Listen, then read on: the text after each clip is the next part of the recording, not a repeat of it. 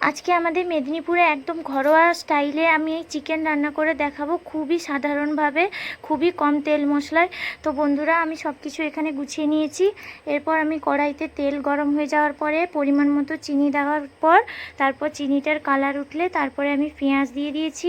পেঁয়াজটা হালকা ভাজা ভাজা হয়ে যাওয়ার পরে আমি টমেটো এবং রসুন বাটা দিয়ে দিচ্ছি এবং তার সাথে একটু লবণও দিয়েছি যাতে টমেটোটা গলে যায়। তো দেখো, আমার কিন্তু কড়াইতে একদমই তেল নেই, খুবই কম তেল মশলাই করছি। এরপরে আমি হলুদ গুঁড়ো দিয়ে দিয়েছি। হলুদ দেওয়ার পরে এরপরে দিয়ে দিচ্ছি পরিমাণ মতো আদা বাটা।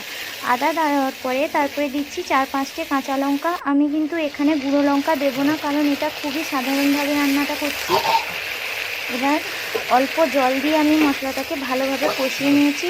কষিয়ে নেওয়ার পর মশলা থেকে তেল ছেড়ে যাওয়ার পরে আমি ভেজে রাখা আলুটাও দিয়ে আরও ভালোভাবে কিছুক্ষণ কষিয়ে নেব, কারণ যাতে আলুটা সেদ্ধ হতে কোনো সময় না লাগে। তো দেখো, আলুটা হালকা ভাজা ভাজা হয়ে গেছে, হাফ সেদ্ধ হয়ে গেছে। তারপরে এর মধ্যে আমি মাংসগুলো দিয়ে দিচ্ছি। মাংস দেওয়ার পরেও আরও বেশ কিছুক্ষণ কষিয়ে নেব। বন্ধুরা, এটা কিন্তু একদমই ঘরোয়াভাবে এবং খুবই সাধারণ তেল মশলায় তোমরা দেখতেই পাবে।